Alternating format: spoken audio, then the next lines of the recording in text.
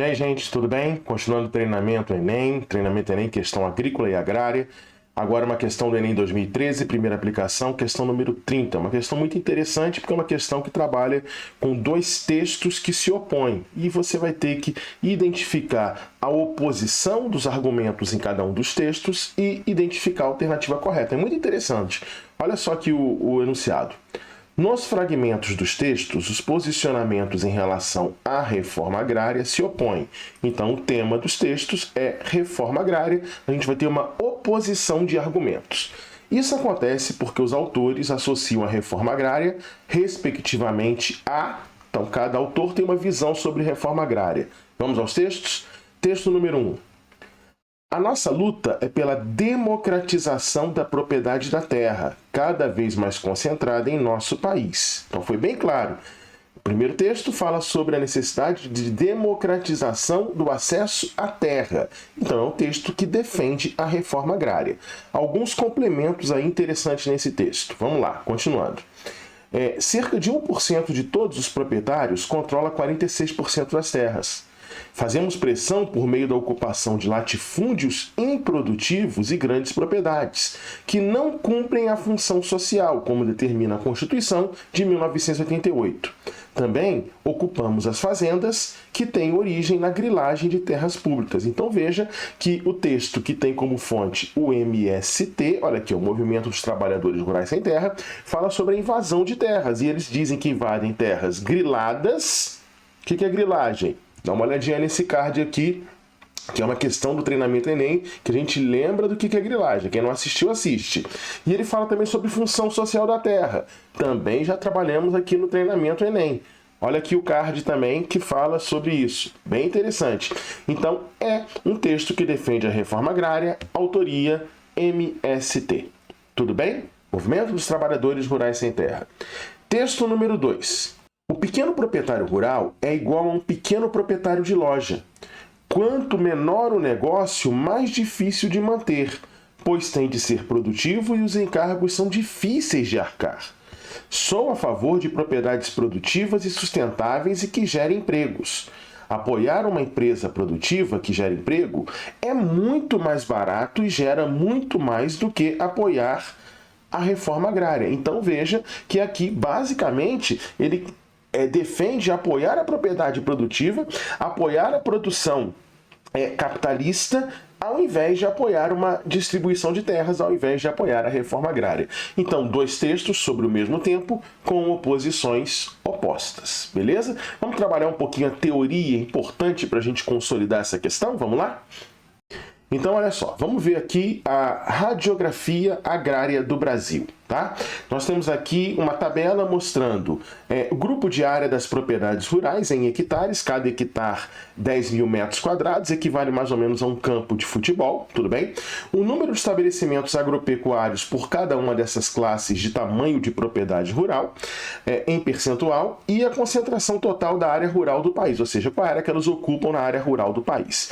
Olha só, a gente tem aqui propriedades com mais de 2.500 hectares, mais de 2.500 campos de futebol, tamanho da propriedade, daí para cima, tudo bem?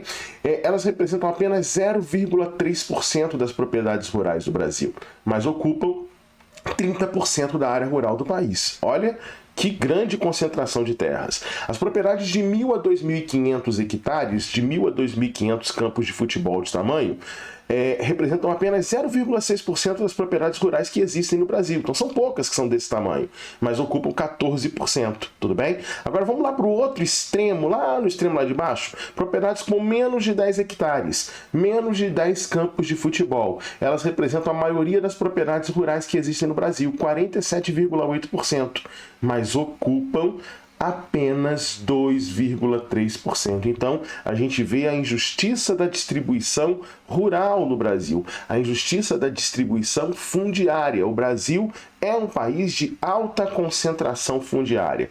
Aqui, trabalhando alguns dados dessa tabela aqui para a gente dar um resumo geral. Veja só. 0,9% dos estabelecimentos rurais ocupam 45% da área rural. O que você está falando de 0,9% dos estabelecimentos rurais, professor? Esses aqui, ó, 0,6 mais 0,3, ou seja, propriedades de 1.000 a 2.500 e mais de 2.500. Ocupam isso aqui, 45%, praticamente metade da área rural brasileira. Menos de 1% das propriedades rurais ocupam quase que metade da área rural brasileira. Ok? Estrutura fundiária concentrada. Outro dado. 62% dos estabelecimentos rurais ocupam apenas 5,3% da área rural brasileira. O que nós estamos chamando aqui de 62% de estabelecimentos rurais? Esses dois aqui, ó. Tudo bem? Vamos ver. De 10 a 20 hectares e menos de 10. Ocupam apenas 5,3%. Então, veja que a maior parte das propriedades ocupam a menor área do Brasil. Estrutura fundiária concentrada. Continua, beleza? 1,9% dos estabelecimentos rurais têm acesso a metade do crédito rural, ou seja, do dinheiro que o governo empresta para a produção agrícola. Geralmente esse dinheiro, quer dizer, essencialmente esse dinheiro é subsidiado, juros mais baixos para o produtor rural, para incentivar a produção rural, que está certíssimo do governo fazer. Mas 1,9% dos estabelecimentos têm acesso a metade. Quem são esses 1,9%? Esse e esse, ou seja, propriedades acima de 500 hectares. Tem acesso a metade do dinheiro. Então, apenas 1,9% das propriedades têm acesso a metade, o que significa dizer que o restante todinho, ou seja, as 98% das propriedades rurais têm acesso a outra metade. Então, injustiça na distribuição do acesso ao financiamento da produção agrícola. Beleza? Olha que interessante isso, gente. Os estabelecimentos com menos de 100 hectares, então olha aqui, ó, menos de 100, essas últimas 4 classes, são responsáveis por 70% da produção de alimentos que chegam à mesa dos brasileiros, pelo abastecimento do mercado interno. Então, isso consolida que a grande propriedade no Brasil, o topo aqui da tabela, quando produtiva, produz para o mercado externo. E a pequena propriedade, com menos de 100, com menos de 50, com menos de 10 hectares, ela é mais voltada para abastecer o mercado interno do Brasil. Essa é uma característica clara da realidade rural brasileira. Concentração fundiária e produção das grandes voltada para o mercado externo e das pequenas voltada para o mercado interno. Beleza? Outra coisa muito importante. Então, tudo isso aqui é um argumento do texto 1 para defender reforma agrária. E a gente diz que reforma agrária é, primeiro, fazer reforma fundiária, ou seja, fazer uma redistribuição de terras a partir da desapropriação de terras improdutivas, de terras que não cumprem a sua função social, tudo bem? Definido isso pela nossa Constituição de 1988, e depois também é parte da reforma agrária dar condições para que esses que receberam a terra possam produzir. Condições técnicas, condições sociais, condições financeiras, acesso ao crédito rural com mais abundância e com juros bastante subsidiados, bastante reduzidos, carência para começar a pagar, tudo para você gerar evolução social.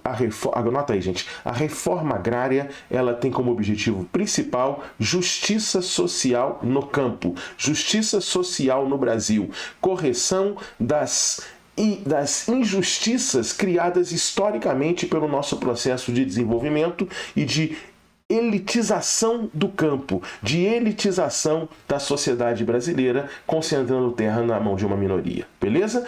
E olha só essas fotos aqui, ó, mostrando o camponês e mostrando aqui, olha só que bacana, terra para produzir comida, não ao deserto verde. Ó. Bom para você anotar o que é deserto verde. É um conceito que surgiu lá na década de 1960, que fala sobre a ocupação de vastas áreas com cultivo, muitas vezes de plantas exóticas, ou seja, que não são originárias da área. Mas é cultivo de monoculturas de, por exemplo, eucalipto, monoculturas de soja, deserto verde, muitas vezes voltado para quê? Para exportação, agricultura comercial, mas que não produz alimentos que chegam no prato dos brasileiros. O deserto verde não diminui a insegurança alimentar. Ele não produz para o mercado interno, é produção para o mercado externo. Então, dentro da luta social pela reforma agrária, também se fala nisso, na necessidade de diminuir os desertos verdes no Brasil e priorizar a sociedade brasileira, priorizar o abastecimento interno do Brasil. Tudo bem? Então, tudo isso aí é argumento do texto 1.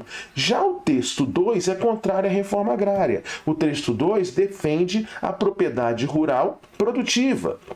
E preferencialmente a propriedade de grande, né, escala, a propriedade grande, a propriedade que produz para o mercado externo. Ele diz claramente lá no texto, não a reforma agrária, e sim a grande propriedade. Então ele está defendendo o que a gente chama de agronegócio, que é você estudar, que é você englobar toda a cadeia produtiva da produção rural.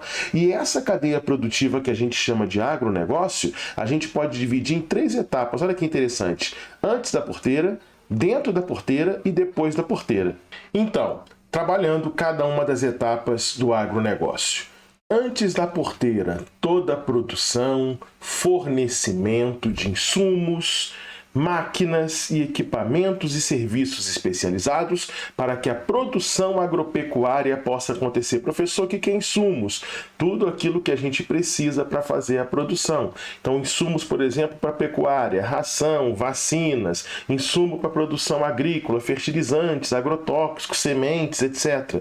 Tudo bem? Então, esse é o antes da porteira. Existe todo um negócio, toda uma rede de negócios que gera riqueza, que gera renda, que gera PIB, Produto Interno Bruto, que gera crescimento do PIB, que está no antes da porteira, antes de começar a produção agrícola.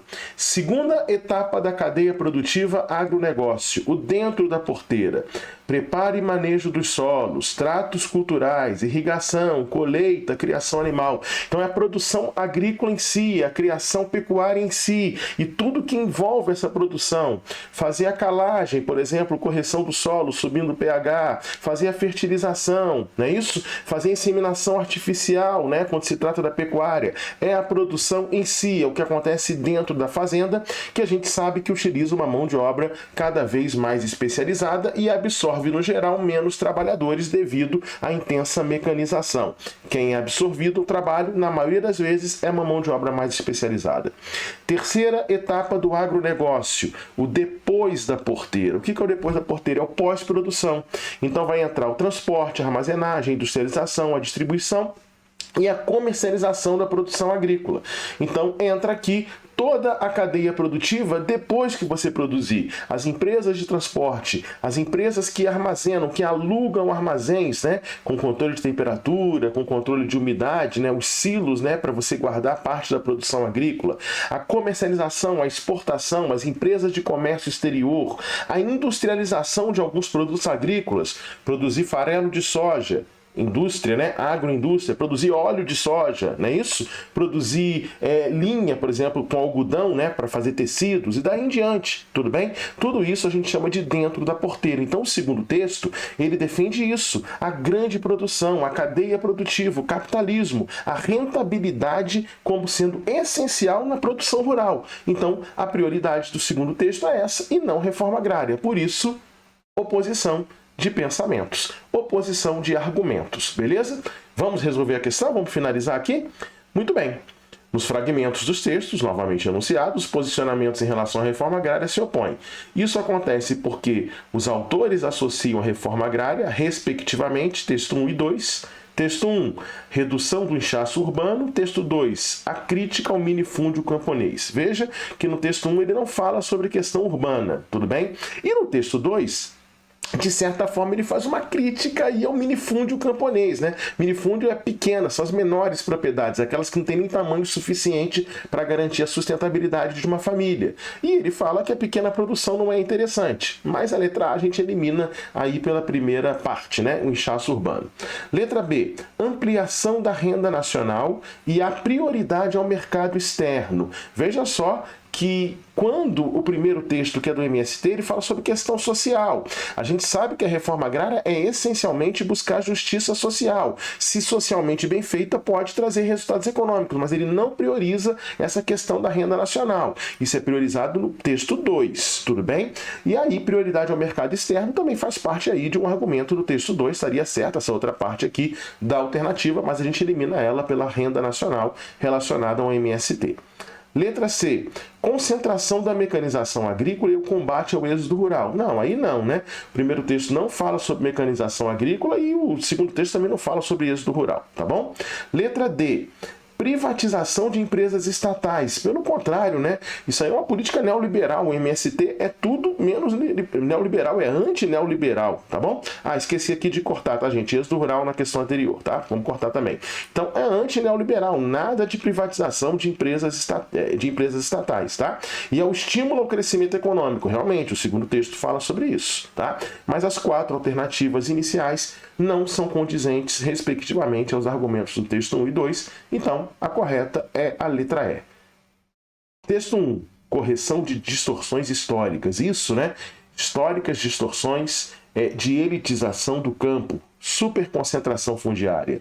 E, segundo texto, prejuízo ao agronegócio. Se você fizer reforma agrária, é prejuízo ao agronegócio. Então, essa é a alternativa correta, a letra E. Tipo de questão muito legal, porque faz a gente pensar e ajuda a gente a ter vários conteúdos aí, relembrar, revisar vários conteúdos que são essenciais para o Enem. Se gostou, curte o vídeo. Quem está inscrito no canal continua, pode indicar o canal para os seus amigos e a gente vai continuar com os treinamentos Enem, vai continuar dando subsídios aí, disponibilizando subsídios para vocês estudarem e terem sucesso na prova. Valeu, pessoal!